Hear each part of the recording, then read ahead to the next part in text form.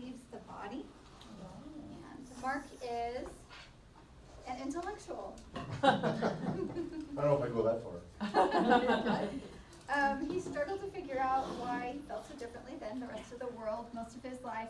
He grew up with the Catholic Church and went through phases of atheism as well as trying different Christian churches like Baptist, Assembly of God, Missouri Lutheran. Synod? Thank you. Synod Lutheran and spirituality. He became somewhat of a self-made philosopher with a strong interest in human psychology. He spent thousands of hours studying personality types, psychology, spirituality, near-death experiences, hypnotherapy, telepathy, physics, and mediums. Thank you. Welcome, everybody. Hi. Thanks for coming on such a nice day to spend your time indoors to hopefully get a little insight on this. And this is a topic I'm pretty passionate about. What happens when our soul leaves our body? And like Rebecca was saying, it was something that bothered me my whole life. Growing up in a devout Catholic family, I never got the concept of this God that we can't see, and eventually we're all going to be saved, and these different things. And there's absolutely no negative feelings towards that at all. In fact, I respect every religion that believes in a loving Creator, Father, Divine, whatever you want to say. But for me personally, I needed to understand more, and kind of fell into learning about children that remember past lives and that type of thing. And so, a lot of people ask, how the hell do you know what happens to us after we die? Well, so a little disclaimer, I do not want to, this is not an attempt to transfer or convince anybody to change religions or anything like that. If you're content in your religion and your belief system, I believe they go hand in hand with what I'm talking about today. And this, for me, has been a life-changing scenario as far as making me feel so much more at peace. I'm so much more spiritually connected to the divine. And I actually went through a ayahuasca experience. I don't know if you've ever heard of that, but it's essentially a plant medicine that tribal people have been using, especially the medicine men, for thousands of years. And they know this because they found this medicine in little flasks, buried with people that are thousands of years old. And it gives these medicine men the ability to see where, like if somebody gets bitten by a poisonous snake or whatever the case, they know where the poison is, where to take it out, they know where to hunt animals. So a lot of people think that they've got these magical gifts. And I don't want to say that ayahuasca gives you similar to a near-death experience, because it really doesn't. However, they've done brain scans in where they had people that were using ayahuasca and compared them to people that were going through a near-death experience. And the neurological connections is very similar. It opens up your brain in ways that are way beyond the normal connections that we have in everyday life. So I was able to experience love, self-love, as well as love pouring in to the point where I was bawling my eyes. I mean, it was just incredible. So anyway, this changed my whole life. And so a real quick rundown. I've been obsessed, like I said, with this whole thing. I spent thousands of hours researching this dilemma. Read dozens of books, watched hundreds of educational videos. Again, children remember past lives, near-death experiences, psychics and mediums, hypnotherapy. Raised in a Christian home, read the Bible cover to cover, so very familiar with the Christian perspective on death. Researched Hindu, Taoism, Muslim, Buddhism. I'm not an expert in any one of these, but I certainly am familiar with their belief system as far as what happens to us after we die.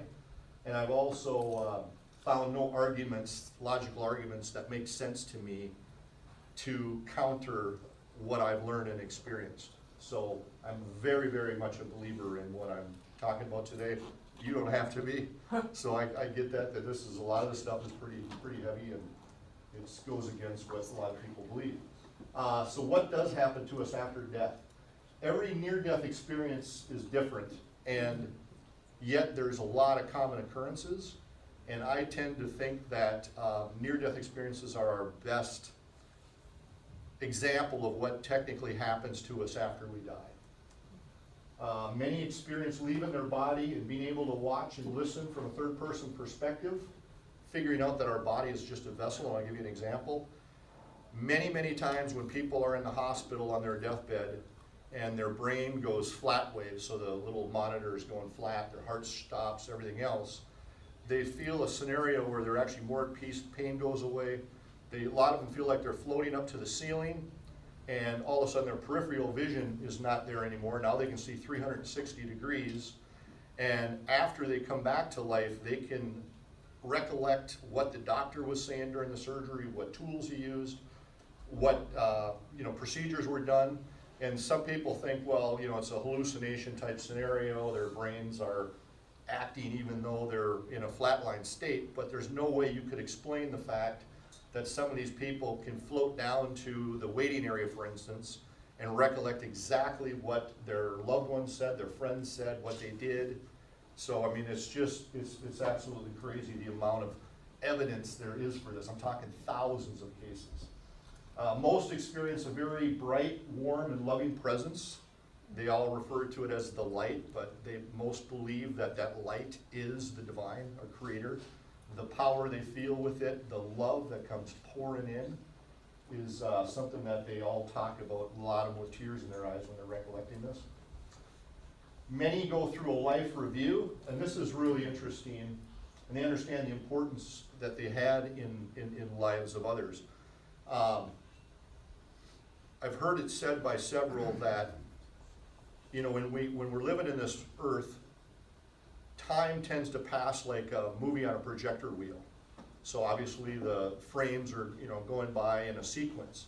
But when they go into their life review, it's almost like all those little frames got cut out and laid on a big table. And they can pick and choose whichever ones they want to actually see what happened in the scenario. And what's interesting is they not only relive it again from their own perspective, but they get to see it from the other person's perspective.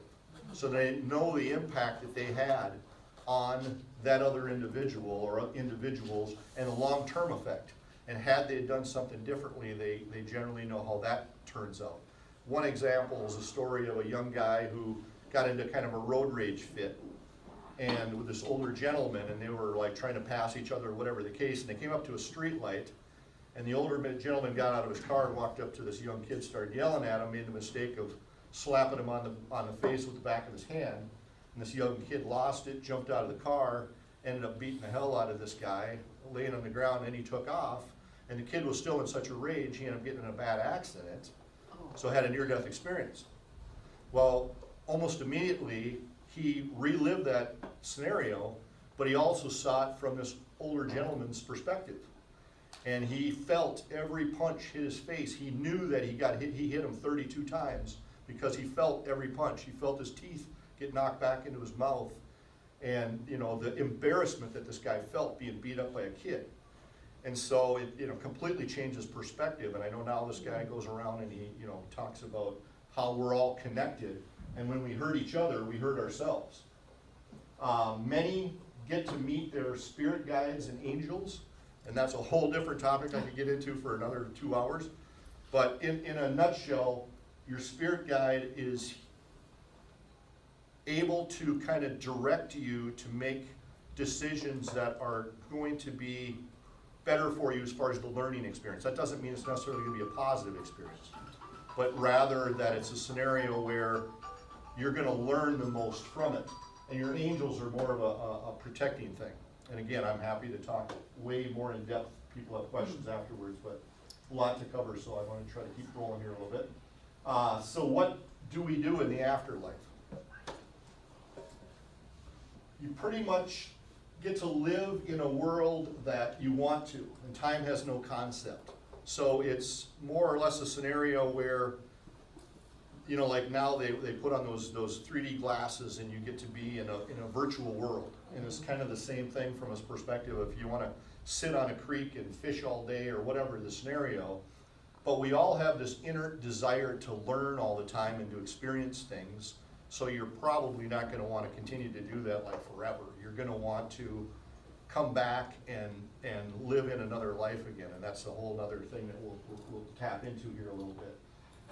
You plan for your next life, and I know this sounds crazy, but you essentially, the way I've had it explained is that you almost are going into a large library or whatever with all these resources, And because of your life review, you understand the mistakes and stuff that you made. I shouldn't even say mistakes. The things that you didn't learn that you really wanted to learn from your previous.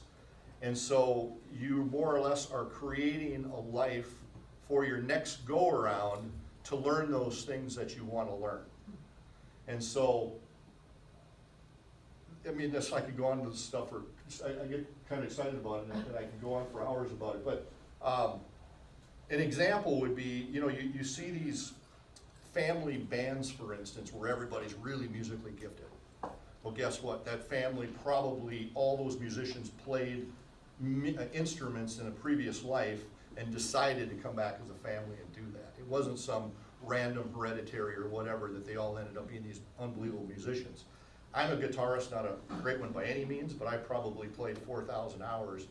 And I know of children that are like 6 years old that are way better than I do. They haven't been alive long enough to play as long as I played. So, people think that this is some prodigy thing. No, they're taking gifts from a previous life and they're carrying it forward, and they evolve each time into the next one. And it doesn't matter what those gifts are. I'm pretty mechanically inclined, so probably brought that from experiences from a different life and so on. So whatever your gifts tend to be, and we all have them for sure. And I indicate through a filter. So what that essentially means is that you essentially are agreeing to a contract that when you do come back, you're wiping the slate clean as far as your memory. Otherwise, you wouldn't be able to experience the things you can, and you'd ruin it for everybody else, obviously, because you'd have this knowledge coming in. We also appreciate the fact that we're all connected. And they know that even, scientifically it's been proven, even plants communicate with each other under the ground through their root systems. An example would be if insects are attacking a plant that's close to other plants, they can notify the plants up the row that, hey, this is happening, so they'll secrete whatever type of compound or whatever to minimize their damage. And they, we tend to really appreciate and enjoy the fact that we're all connected and there's nothing else like it. Again, we understand that when we hurt each other, we hurt ourselves, and when we help each other, we help ourselves. We're all essentially the same thing. We're all part of this. We're connected to the plants, we're connected to other people, to animals, all of it. So what's our purpose here on earth? Sorry. Mark, Yes. sorry to interrupt. Absolutely. So on that previous slide, is there a religion that encompasses all of those beliefs about what happens after we die? Or is this, is there a religion? I would say that the closest one is probably Buddhism. But many of the world religions all have the same concept. Christianity is kind of unique from the fact that it doesn't, but most of them do. So a lot of people are like always concerned about what's our purpose on earth, and they think it's finding the right job or the right partner or whatever it is. And really what it is it's primarily to love, to learn and experience what this life has to offer. And that's the good and the bad. And how I've been helped by this is a great example. I was playing pickleball with a friend about a week ago, and I tore my calf severely, and the pain's been crazy. It's been keeping me up at night. And I used to get really mad about stuff like this because it's such a inconvenience at minimum. But now I really look at it like, I'm not going to experience this pain in an afterlife. So I want to experience it all, the good and the bad, because we learn from it all. We don't really learn when we're in comfort and from the good. I mean, you need the good so you can take the bad, but it's the bad stuff that really you get from. To help each other in selfless ways is another reason we're here. And a lot of people don't realize that's the small things that you do on a daily basis that you're really going to notice when you're doing your life review, as far as giving somebody a couple bucks at the counter because they didn't have enough money to pay for their deal, or somebody needs help across the street or mowing their lawn. All these little things that we do on a daily basis is really the things that you're going to love that you did, and know that you're getting this extra love because of these little selfless things that we do. To evolve and grow. Again, and this again sounds crazy, But there are some people that are here for the first time, and there's some people here that have been here 100 times before or more. And essentially, you evolve each time. So as a general rule, the more simplistic person, and that doesn't mean they're bad or worse or anything else, but as a general rule, the more simplistic a person is, the earlier they are in their life stages along the way here. So if you get somebody like, Gandhi or Dalai Lama or somebody like that, they're probably in one of their last lives here. And when they're done here, there are other planets, believe it or not, or dimensions, in where they are going to go to a more evolved Earth, or they become a spirit guide and help people that are here.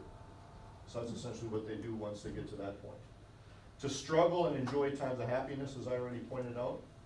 To process karma, and a lot of people tend to think karma is all about payback or something, like I did something wrong, so later on I'm gonna, it's gonna happen good for me, but it's really the yin and the yang. You're getting both sides of the equation. So a lot of people wonder, so why would like a young girl be in a scenario where she's being abused by her parents? That's one of the most traumatic things I can think of. The people that are supposed to protect you are, basically screwing up your mental psyche and everything. But it's very possible that that little girl in a previous life was a slave trader or was Hitler or whatever. And so it's not necessarily a good that she's getting punished for it, but rather she's getting to see both sides of the equation, and we all are. To enjoy each other's company in multiple ways. So when you're here on Earth, you get to experience things through your body, okay? So like tasting food, for instance. You don't get that in the afterlife. It's such an awesome experience that we get to enjoy here because our body senses it. Same thing with like sex or, getting exhausted and tired and appreciating all these things that our body gets to do, running, just getting tired. So a lot of that is why we come back, is because we desire to learn and experience through all of that. We purposely hunger for experience and knowledge and pleasure, and there's no better place to experience it than here. So that's why we tend to come back.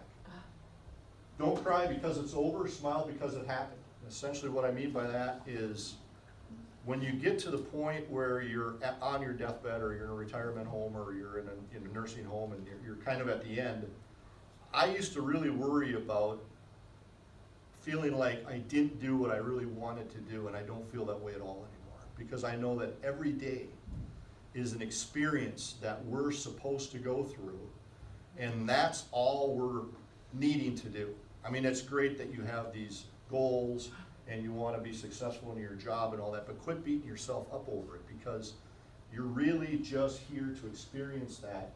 And once you understand that, it's amazing how you get this sense of gratitude, of joy, of love, and yeah, it's just awesome. I want to touch on this for a bit because somebody on Facebook reminded me of this, but what about people that kill themselves? Okay? So they're not looked down upon, okay?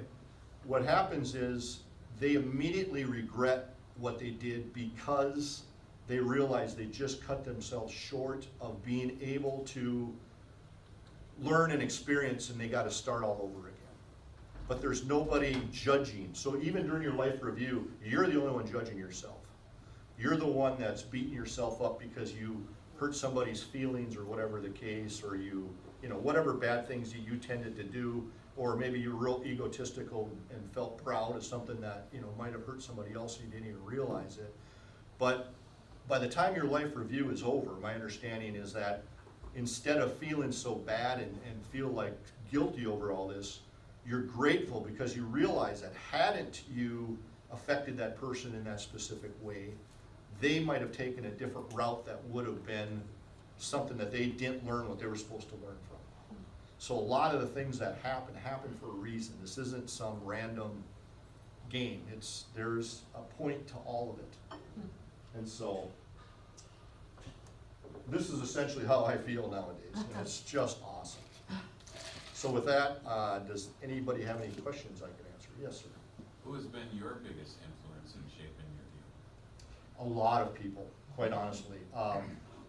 Sadhguru, I don't know if you ever heard of him. Okay, I mean, it's really hard to say that because I've read so many different things and watched so many different, so I mean, I have a ton of respect for anybody that kind of delves into this. I can't think of his name off the top of my head, but there's a book called Destiny of Souls, and it's written by a hypnotherapist who dealt with thousands of cases, and he really did an awesome job of summarizing what really happens through the whole process of the afterlife, through listening to what other people, because like through hypnotherapy, they're able to regress you not only into past lives, but also into times when you were in the in-between, you were in the afterlife. And so from all these cases, he was able to really summarize, like all these had similar stories, and so he was able to put it all together. I highly recommend that book. In fact, if you ever have any doubt on, can I talk to my loved ones in the afterlife, there's a show that used to be on, and you can find it on YouTube, and it's called Seatbelt Psychic. And he's a psychic for very wealthy celebrities, because he can pull that kind of money, he's that good. And he drives people around like in an Uber, and basically reads tells them about people that are sitting right in the car with them that might be their mom or their dad. And there's no way they could act. If you watch the show, there's no way these people could act this well. If they could, they would be taken over for Brad Pitt and Jolene and all these other people. Because I mean, it's just amazing. So highly recommend that as well if that's something that you're interested in at all. Yes. Either way, go ahead. Oh, I was just gonna say, yeah, I definitely believe all this stuff, I mean. Awesome. But I also believe that people, they soul travel, they call it, are out of the body. I Yep. think most people have done it, but they ignore it and they don't know what to think of it, so they just. Yes, yeah, But there's. I think we daydream, I've met with my mother, I've had many visitations. I think most people do, especially in dreams. I think we soul travel in our dreams, so. Well, it's become more and more common to be able to talk about it openly without getting basically blasted for it, right?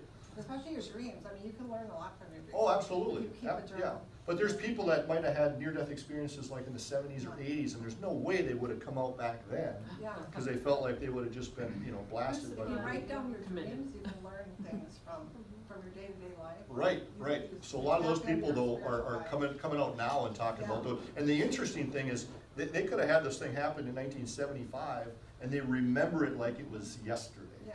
I mean, it's so clear in their heads, it's crazy. You have a question, yes? I was just curious, your introduction talked a lot about how you've been thinking about this your whole life. When did you start thinking about it? Were you a child? Were you? So I struggled with religion a lot growing up, okay? So if things don't make sense to me, I really have trouble getting my head around it. When people just say, well, you just gotta have faith and believe and just, Yep. that kind of thing. So it really bothered me. So I went through a phase where I just was, complete atheist for about 5 years. Got married, and I was Missouri Synod Lutheran for about 20 years, and kind of fell out of that. And I went to some different churches like Unity, which is kind of it's even beyond a non-denominational because they accept whether you're Hindu or Muslim or whatever. But even then, I didn't feel like I really understood the whole story. And like I said, I don't think it was by accident. I think that one of my purposes is to help people with this because I'm so obsessed with it. But what essentially happened is I ended up running into a couple of videos about children that remember past lives. And at first I thought, this is nuts. I mean, there's just no way this is true. I have a sister that used to work in hospice, and she'd come home and tell me stories sometimes about things that these people would see on their deathbed. Like I just got to see family and this type of thing. And back then I used to think, you're whacked. Can't believe you believe this stuff, And now, of course, it's like the clarity is just amazing, and I get it all now. So it's, so it's awesome. Yeah. Thank you. Yes. Oh, I was gonna say, like, I'm from a Sikh background, S-I-K-H, like my parents from India. So when my mom passed away, she got hit by a car and that. And then obviously we have all the religious services and stuff that go on. and obviously we can't stop crying because it's mom, right? Right? But the preacher that we had, we've known him forever, and he said when we are born, on our foreheads, our timing is written when we are gonna die. I don't necessarily agree with that. I do believe, though, that unless you take your own life, you're not gonna die until you've really fulfilled the purpose that you came here for. As well, yes, but if you look at it in some ways, like when there's a car accident or something, a person sitting next to that, he could die from the accident and the other person will be okay, just come out just like that. Correct. So. Yeah, and I'm not, I'll be honest, I'm not 100% sure of that Yeah, at all. so I mean, that's that possible. kinda Yeah. set in, we have come onto this earth with X amount of breath each person has. So we can live long or we can live short. I mean, if you think about it, some people who have a heart disease and been sick for X amount of years, they can live till they're 90, they've been a drinker, they've been a smoker, and they can live for a long time, and you'll get a younger person who's the same thing, yeah, he can pass away very easily because of what. Right, X, the Y, one, and the one Z. struggle I have with it, though, is, your soul essentially enters your body basically at birth. And so these people that are aborted, for instance, they came in and then they're gone that day. So Mhm. that's the kind of thing that I struggle with a little bit. But I could be wrong, but that's my own Yeah, but that's the philosophy on it. belief, like in our scripture, that's the way it is. Okay, yeah, I yeah. mean, if you look into, I'll write the name down what religion I am. Sure, absolutely, yeah. It's interesting, I'm not gonna say, I'm not disrespecting anyone's religion, because I'm not that way inclined. I go to Sure. church, I've been to church, so I love it. Yeah, yeah. But it's just knowledge, just like I'm learning too, from Right. everyone else. Right, It's right. just knowledge, everyone should know each other's religion. No, I agree And they should learn 100%. how to respect everyone's religion. Yep. Because we're a firm believer in our culture that you come with nothing, you go with nothing, and everyone's born the same and they're gonna die the same. Right. Anybody else have any questions? So many. So many?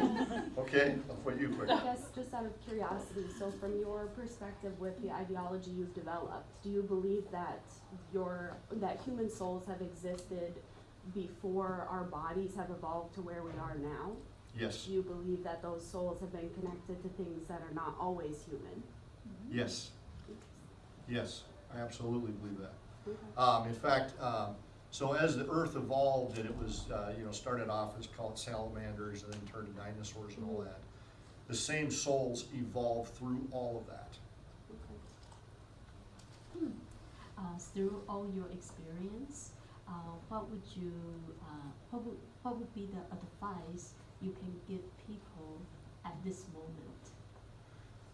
The advice I would give you honestly is, you could forget about everything I said tonight other than this. When you go into life tomorrow, remember that we're here for the experience of it, the good and the bad. Quit getting so bent up about feeling like I'm not meeting some destiny that I'm supposed to fulfill, or, my purpose isn't, I don't know what my purpose is, I sure hope I figure it out someday. All these things that we create in our own head, live in the present moment and appreciate every bit of it. Everybody you meet and spend time with, relationships are God's greatest gift. And I'm not saying just romantic or, friendship or whatever. Everybody you run into, remember they're part of you, and you need to connect with them in some way, in a positive way, if at all possible. Do you have some questions, you said? Oh, where do I start?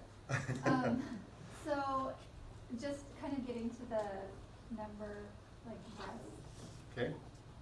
It's kind of a predestination versus free will, like, where do you think? Like, are you able to change your course while you're here, or is what happens to you and what you do predetermined? Okay, that's a great question. So I think it's a little of both, quite honestly. I think that we absolutely have free will. And the reason that our spirit guides are around is because they're trying to steer you. It's not a given. They're trying to steer you into certain paths so you learn the stuff that especially if you're in a real time of struggle. I'll be honest, at one point in my life I was suicidal, and I came pretty close. And I know for a fact that it was an intervention because I had this overwhelming feeling like, oh my God, what are you thinking type of deal, and it completely changed my deal. There's no doubt, knowing what I know now, that was an intervention. And I have no doubt that, you know, many people that are struggling with the same things have that happen to them, but they may not follow that path, even though they're kind of tilted in that direction. So, but as far as, I do believe that there's many people that are gonna be a big part of your life on this earth, that was predetermined before you came here. Like, for instance, your spouse might be, you know, and whether that lasted a year or 50 years, the lessons that you needed during that time, if that had a huge impact on you, you most likely agreed prior to coming here that you were gonna get together for those lessons. So do you think that there are people who have come here specifically to help other people learn their lessons? Yes. As opposed to learning their own lessons?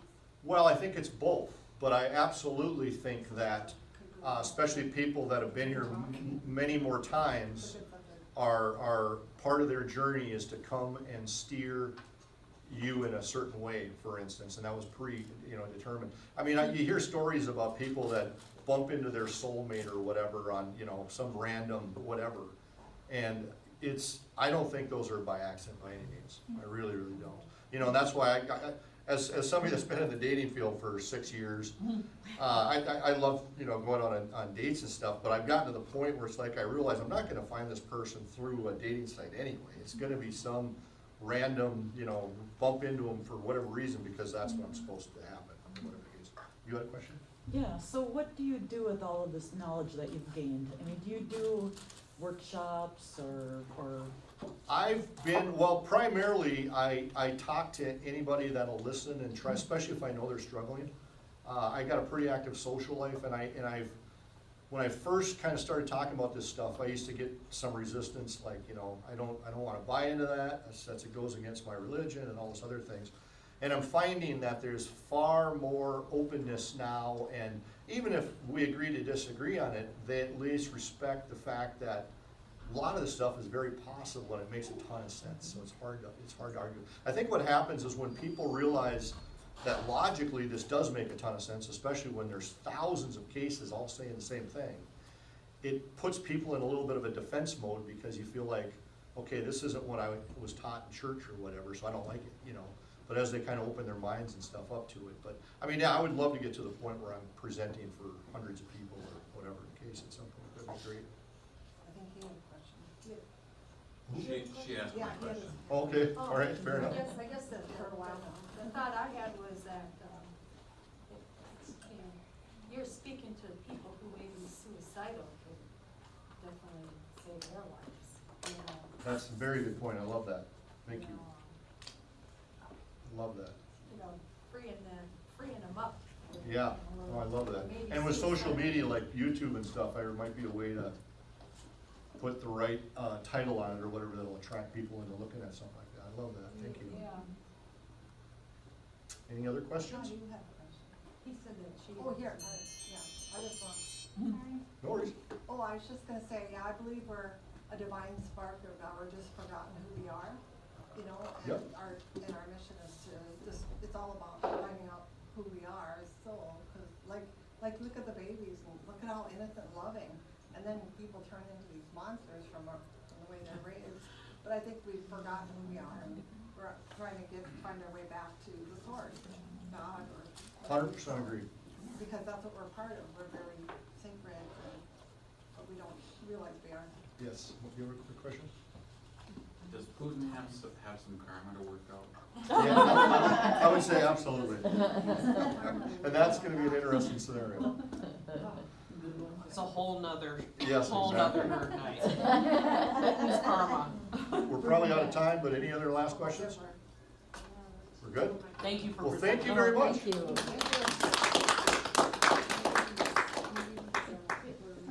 Thank you, everybody. I hope you had fun. And hopefully we'll see you back in